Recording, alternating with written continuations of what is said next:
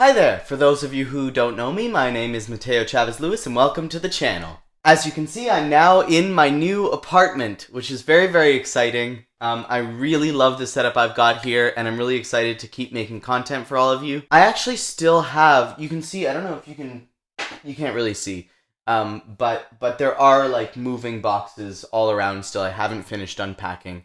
But I thought I would make this video and post it as soon as I possibly could. I still have 2 videos that I recorded at my old place, with my parents. And they're scheduled for upload, but I decided to push them back and upload this video as soon as I possibly could because I think it's really important. This might help somebody out there. So I recently was the attempted victim of a scam that targets songwriters in Canada. And I'm going to tell you all about it. So it started out, innocently enough. I got this message, and I'm actually going to show you the Instagram page.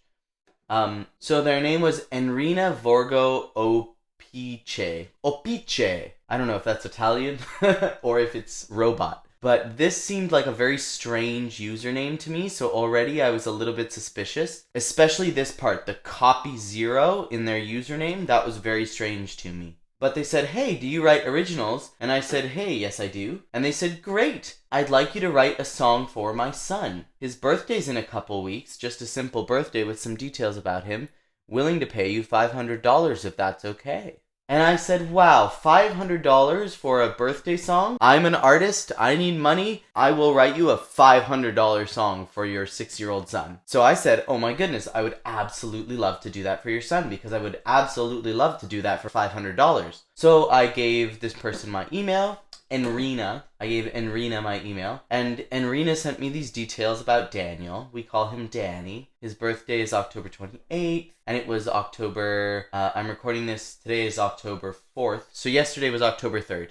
So I got this at 3 o'clock p.m. on October 3rd. He likes this TV show. We like calling him Spider-Man. I have to carry him so he can shoot his imaginary web and climb walls. This is his best friend.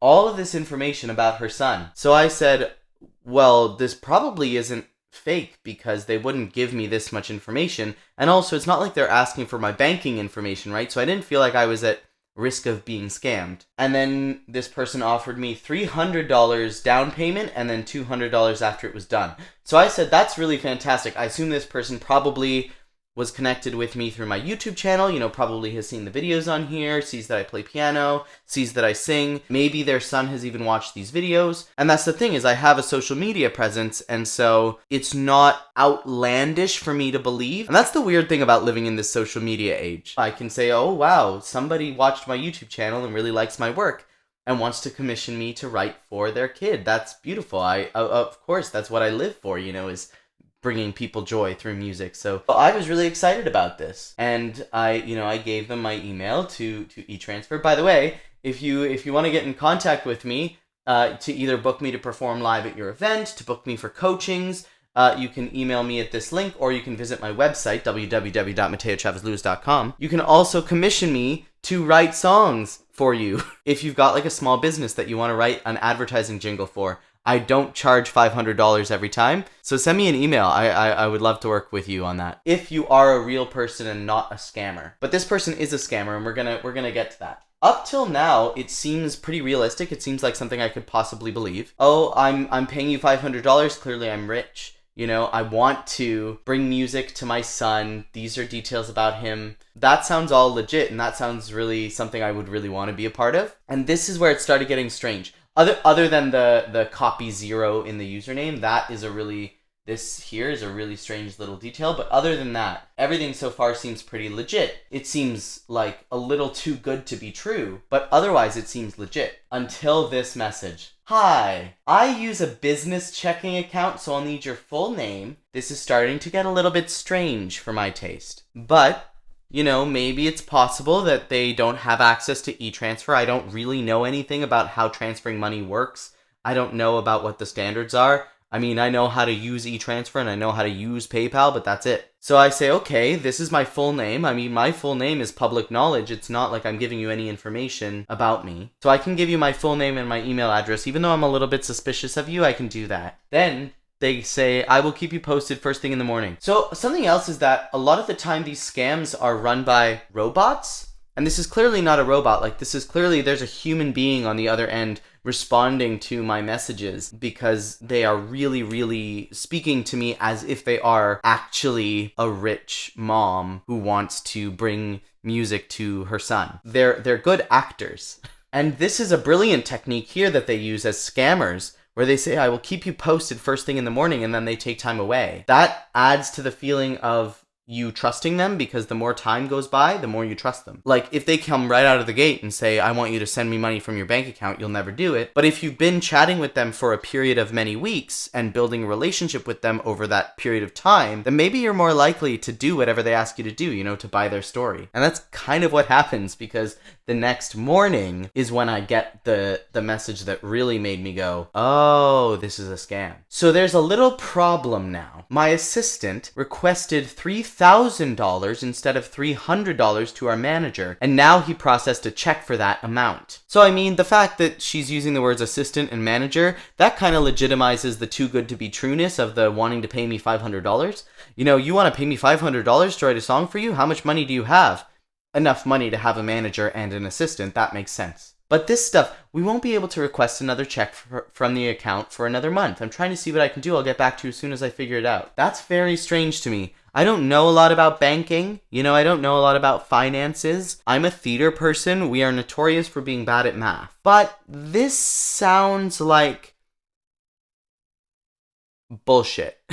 I've never heard of somebody not being able to cancel a check or not being able to request a different amount of money before they've even, deposited the check. That doesn't make any sense to me. Anyways, I actually don't know anything about finances. So if you know anything about finances, comment below to correct me. So I said, no rush, thanks for keeping me in the loop. And then this person said, so apparently there's nothing that can be done to reverse that.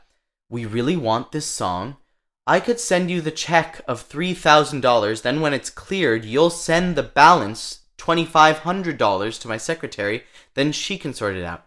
I'll just pay you in full, $500 now. I feel like I can trust you, smiley face. So when I received this message, I took a long time to think about it. And I messaged my partner and I said, do you think this is a scam? Blah, blah, blah. And I messaged my dad, because my dad's really good at spotting scams. And they both kind of said, maybe. It looks like a scam, but they both agreed, and I think this too. I was looking at this and I said, well, if I give you $2,500 only after you've given me $3,000, then it's not like you're stealing money from me, right? Like, I'm not giving you my bank information. And I looked up if there was a way that, like, by depositing a fake check, I could be giving somebody else my banking information.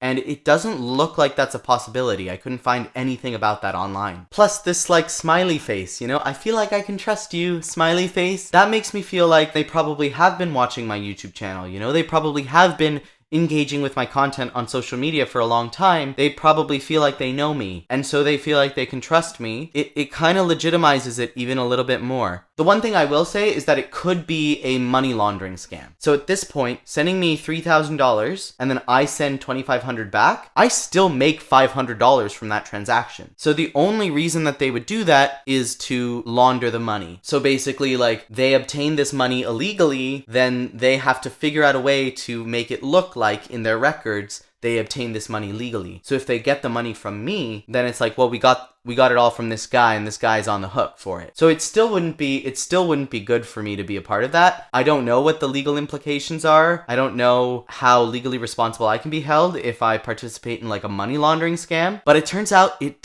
looks like that's not actually what this is. It looks like they're actually trying to steal $2,500 from me. Let me show you what happened next. After a long, hard consideration, I said, that works. They sent me an email with a check. So this is the check they sent me over here. And it's from, I don't know how well you can read this. Let me zoom in a bit.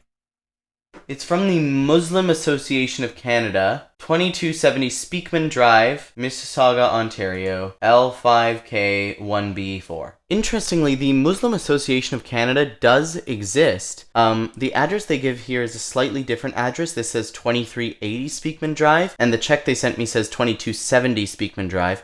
So I don't know if they somehow got access to this check, which is a legitimate check from the Muslim Association of Canada, and then they edited it here. As you can see, the font here doesn't match. or if this is a fake check that was generated in order to look like a check that could potentially be from the Muslim Association of Canada. So I don't know how this works. But they sent me this check, and the idea is that they wanted me to deposit the check into my account and then send them $2,500. So I said, okay, before I deposit a check into my account from somebody that I'm not sure if they're legit or not, and then before I transfer that person $2,500 of my money, I want to make sure this is legit. So I did a quick Google search.